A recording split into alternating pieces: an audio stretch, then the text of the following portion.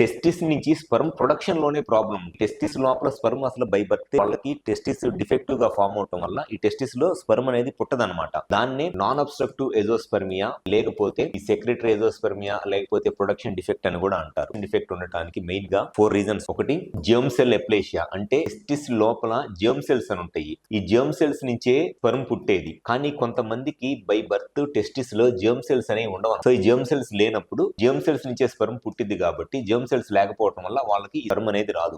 దాన్ని germ cell ఎప్లేషియా అంటారు. Second reason వచ్చేసి జర్మ్ సెల్స్ ఉంటాయి కానీ ఆ జర్మ్ సెల్స్ సరిగ్గా ఫంక్షన్ చేయవు అనమాట. ఈ జర్మ్ సెల్స్ సరిగ్గా ఫంక్షన్ చేయకపోవటాన్ని హైపోస్పెర్మటోజెన్సిస్ అంటారు, లేకపోతే డిస్జెనెటిక్ టెస్టిస్ అంటారు. హైపోస్పెర్మటోజెన్సిస్ లేదా డిస్జెనెటిక్ టెస్టిస్ అంటే టెస్టిస్ లోపల జర్మ్ సెల్స్ ఉంటాయి కానీ ఆ జర్మ్ సెల్స్ అనేది సరిగ్గా ఫంక్షన్ చేయవు. థర్డ్ రీజన్ వచ్చేసి ప్రైమరీ మెచ్యురేషన్ అరెస్ట్, అంటే టెస్టిస్ నుంచి జర్మ్ సెల్స్ ఉంటాయి, జర్మ్ సెల్స్ ఫంక్షన్ చేస్తాయి, స్పెర్మ్ పుట్టింది. కానీ స్పెర్మ్ పుట్టిన తర్వాత ఇమీడియట్ గా స్పెర్మ్ అనేది చచ్చిపోయింది అనమాట. స్పెర్మ్ కంప్లీట్ గా మెచ్యూర్ స్పెర్మ్ లాగా రాకుండా అరెస్ట్ అయిపోయింది. దాన్ని మెచ్యురేషన్ అరెస్ట్ అంటారు. అది ఒకటి ప్రైమరీ మెచ్యురేషన్ అరెస్ట్. అలా కాకుండా స్పెర్మ్ పుట్టి కొన్ని స్టేజెస్ మెచ్యూర్ అయిన తర్వాత చనిపోతే దాన్ని సెకండరీ మెచ్యురేషన్ అరెస్ట్ అంటారు. సో టెస్టిస్ నుంచి స్పెర్మ్ పుట్టకపోవడానికి 4 రీజన్స్ ఉంటాయి. జర్మ్ సెల్స్ లేకపోవటం, లేకపోతే జర్మ్ సెల్స్ ఉన్న ఫంక్షన్ చేయకపోవటం, జర్మ్ సెల్ ఎప్లేషియా, లేకపోతే డిస్జెనెటిక్ టెస్టిస్ లేదా hypospermatogen, primary maturation arrest, secondary maturation arrest. ఈ 4 రీజన్స్ ఉంటాయి టెస్టిస్ నుంచి స్పెర్మ్ పుట్టకపోవడానికి.